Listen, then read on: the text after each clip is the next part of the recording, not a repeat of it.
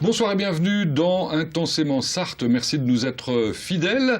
Vous le savez, dans un instant, comme chaque semaine depuis la rentrée, nous allons vous proposer de découvrir un média sartois. Enfin, je devrais dire un média Maigno, puisque c'est effectivement de Maine dont il s'agit, Maine Découverte pour être précis, avec Blandine Nicot et Grégoire Follin, dans un instant. Ensuite, pour Sarthe un jour, Sarthe toujours. Sarthe un jour, c'est toujours difficile de choisir dans quelle rubrique on va mettre l'un ou l'autre des invités. C'est déjeuner et popote, Jean-Franck l'enfant.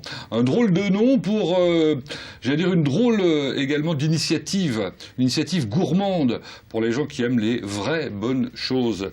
Allier les bons légumes, les bonnes viandes, qui préviennent notamment de l'agriculture ou de l'élevage biologique, avec eh bien, un savoir-faire certain. C'est ce que vous allez découvrir à domicile. Étonnant. Sarthe toujours nous parlera de une initiative qui, elle, on l'espère, sera longue, celle de Mancéa. Mancéa, c'est une association de commerçants au centre-ville du Mans qui a l'air de, à ma foi, démarrer très très très fort. Ils ont organisé des festivités la semaine dernière et ont eu beaucoup de succès, on le découvrira tout à l'heure avec Armel Alton et Arnaud Gauthier. Enfin, notre invité intensément sartois, bien, un nouveau maire qu'on vous propose de découvrir, d'une commune que vous connaissez bien, Guescella, qui a changé de communauté de communes en tout début d'année et qui a donc changé de maire avec Alain Viau, qui est accompagné aujourd'hui de son premier adjoint Yves Tessier. Voilà le programme. On va passer un excellent moment ensemble.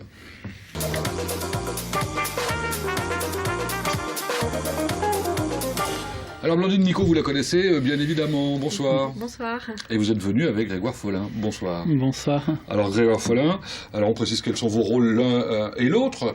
Vous êtes la directrice de Maine Découverte, vous en êtes le gérant. Exactement. C'est bien ça. Mais c'est un petit peu plus complexe que cela, et c'est ce qu'on va essayer de découvrir aujourd'hui. Alors Maine Découverte, deux mots quand même pour dire que c'est une, j'allais dire, déjà vieille maison sartoise, hein, une vingtaine d'années. Oui, une vingtaine d'années. Le magazine a fêté ses 20 ans au mois de juin. Il a été créé par Gilles Kervela, qui l'a dirigé jusqu'en début d'année, là. Voilà, c'est ça. Et progressivement, vous l'avez repris avec le groupe Le Lièvre, et puis eh bien, il est devenu ce que vous proposez aujourd'hui à l'intérieur des éditions de la Rainette, c'est ça? Exactement. Donc Gilles est parti à la retraite et nous a passé la main sur les éditions de la Rainette. Donc on a retravaillé la maquette, on l'a fait, on s'est approprié le magazine pour en faire ce qu'il est aujourd'hui, et on en est en tout cas très très content. Mais vous avez raison d'en être très content. Alors on va le découvrir bien évidemment au cours de ces 15 minutes que nous allons passer ensemble. Donc on va repréciser le cadre. Je disais tout à l'heure, il est intégré au pôle communication du groupe Le Lièvre. Exactement. Que vous dirigez ? Exactement. En fait, au groupe Le Lièvre, il y avait plusieurs entités qui travaillaient autour du graphisme, de la communication, et on a décidé de les regrouper ensemble dans un même pôle. Donc il y a Tétis Beluga qui est une agence de communication, il y a Mage qui est une société qui personnalise tous les types de supports, et les éditions de la Rainette. L'intérêt d'avoir rapproché toutes ces entités-là est forcément d'avoir permis de créer une émulation, on va dire. Les graphistes du coup se croisent et d'alléger forcément une structure, c'est mon côté plutôt gérant, d'alléger les structures financièrement. Et vous mutualisez les compétences d'une certaine manière. Exactement, puisqu'en fait, ça fait un pôle de compétences de 14 personnes, donc avec des graphistes, il y a des informaticiens, il y a des personnes qui s'occupent des achats, je gère, et du coup, ça fait, voilà, il y a beaucoup d'échanges, c'est un peu une pépinière d'idées et de choses. Alors vous êtes une petite maison d'édition, mais alors qui disposait de beaucoup de compétences, j'allais dire de beaucoup de moyens au bout du compte. Voilà, et ce qui crée une vraie émulation, et on a vraiment beaucoup d'échanges, que ce soit avec le graphiste, avec la personne qui s'occupe des achats au niveau de l'imprimerie, c'est très important dans l'édition, et on a vraiment plein de pôles qui sont regroupés autour d'une même activité, et c'est ça qui est vraiment intéressant. Alors vous partez d'un joli catalogue déjà, hein. Je ne sais pas combien il y a de de livres qui ont été édités. Je ne suis pas amusée à les compter, mais on a déjà on a un beau catalogue. Avec certaines spécialités autour de la céramique, Voilà. Notamment. Évidemment, beaucoup d'ouvrages qui sont consacrés à la Sarthe. Et puis, alors, ça y est, vous avez commencé à éditer vous-même vos propres livres récemment. Cours et Jardins, pour lesquels on a reçu Franck Miot il y a peu de temps. Dernièrement, effectivement. Donc, on essaye aussi de toujours rester dans cette même ligne éditoriale qui est la culture et le patrimoine en Sarthe et en Mayenne. Et on essaye aussi de développer un petit peu cette ligne et de s'adresser à tout type de public, et notamment la jeunesse aussi. Alors justement, oui, la jeunesse, ça c'est la nouveauté que vous avez apportée dans votre cartable en quelque sorte. Vous avez déjà édité plusieurs ouvrages à colorier, c'est ça? Voilà, donc là on s'était vraiment adressé aux plus petits avec une série de coloriages sur la Sarthe. Et donc on va essayer aussi de faire un magazine. On va lancer un petit magazine pour les jeunes, pour découvrir aussi le patrimoine et la culture en Sarthe et en Mayenne.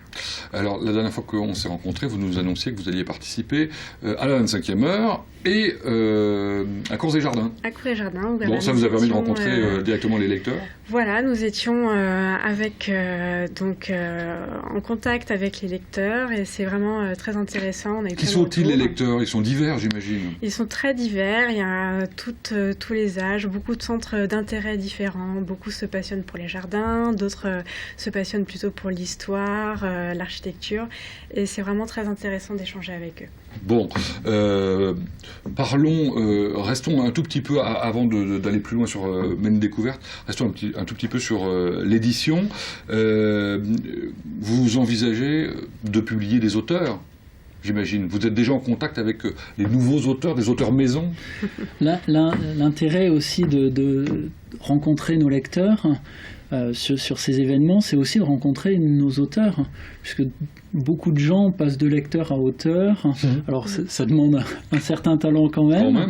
Mais beaucoup de gens ont des idées, et il se passe énormément de choses en Sarthe et en Mayenne. Il y a beaucoup de talent, et l'intérêt d'être sur des événements comme ça, c'est que les gens viennent avec leurs idées, mais aussi ont envie de s'investir dans la réalisation. Donc aujourd'hui, on travaille sur des projets de romans, sur des projets... il y a un projet sur la cathédrale, donc avec les architectes, les spécialistes de la cathédrale. On veut refaire un véritable ouvrage de référence. J'ai cru entendre le nom de Sylvie Granger, qui éventuellement travaillerait sur ce livre. Entre autres, oui. Vous connaissez bien, évidemment, historienne bien connue ici au Mans. Oui, on a donc Sylvie Granger, Nicolas Gauthier, entre autres aussi. Ah aussi, qui est notre invité demain dans La Petite Fabrique, je le rappelle pour ceux qui nous suivent. Bon, alors ça c'est pour l'activité classique d'édition. Les nouvelles technologies permettent maintenant de sortir relativement facilement un nombre limité, ce qui n'était pas le cas avant, d'exemplaires, donc de faire de l'auto-édition accessible, on va dire, c'est ça? Voilà, en fait, c'est aussi un projet qui nous tenait à cœur et que l'on voulait développer, toujours autour de cette idée que les gens ont beaucoup de choses à dire, à raconter. Et aujourd'hui, on propose justement un accompagnement éditorial auprès de gens qui ont envie de faire de l'auto-édition, c'est-à-dire qu'ils portent leur projet, ils ont une histoire à raconter, et on va les accompagner complètement du départ de leur projet. On va les conseiller sur un chemin de fer, donc comment s'organiser, jusqu'à la réalisation, l'impression. Et la correction des fautes d'orthographe également. D'accord. Parce que j'en ai lu quelques fois dans certains ouvrages auto-édités, c'est une catastrophe. Enfin bon, ça peut arriver, mais... Non, c'est là où l'intérêt de ce pôle et de toutes ces compétences réunies, c'est qu'en fait, chacun est un peu expert dans sa partie, ce qui fait qu'un projet est accaparé de façon différente. Et si on reste sur l'auto-édition, ça veut dire que vous pouvez éditer à partir de combien d'exemplaires ? Ça peut varier. Certaines personnes veulent juste faire 100, 200 exemplaires, donc sur vraiment des tout petits tirages. Mais on peut aussi les accompagner sur ce projet. Pour d'autres, ça va être beaucoup plus important. Et puis après, il y a vraiment les auteurs où on va choisir de porter aussi le projet, de prendre le risque avec eux, par exemple sur un roman ou sur un livre historique. Et là, c'est encore une autre étape. Et puis alors, il y a aussi des groupes constitués aussi qui vous demandent de faire des choses je pense à Saint-Aldric notamment, Voilà. C'était la paroisse, j'imagine. Là, c'est le dernier projet qu'on a mené. Voilà. C'était un vrai plaisir. Je vais te laisser la parole. Oui, non, c'était un vrai plaisir de porter ce projet. Donc, les membres de la paroisse Saint-Aldric ont souhaité faire une petite monographie pour le 50e anniversaire de la paroisse. Et ça a vraiment été un super échange avec eux. Donc, eux nous ont apporté des connaissances historiques sur un quartier que je connaissais absolument pas. Et nous, on leur a apporté aussi notre savoir-faire. On les a vraiment accompagnés dans l'édition de A à Z, comment construire le projet, comment amener les chapitres, les photos, sélectionner les photos. Donc vous êtes prof en même temps, quoi. Enfin, vous êtes un peu pédagogue, quoi, voilà, dans l'histoire. C'est vraiment la construction d'un livre et c'est vraiment un beau projet à chaque fois. Le temps passe vite, alors il faut quand même qu'on parle de Maine Découverte puisque vous êtes là d'abord pour ça. C'est le numéro 82. C'est ça. Hein, ça c'est le tout dernier. Donc Maine Découverte, c'est toujours Sarthe et Mayenne, on est d'accord? C'est tout à fait ça. Voilà. Donc surtout pour le prochain, on a beaucoup d'articles qui vont parler de la Mayenne. Alors le slogan à l'image de notre patrimoine, mais vous m'avez dit également que vous aviez une sorte de, je sais pas comment dire moi, de leitmotiv, c'est ça?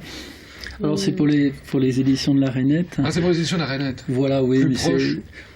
C'est proche de nos auteurs et proche de nos lecteurs. Bon, c'est le cas aussi pour voilà.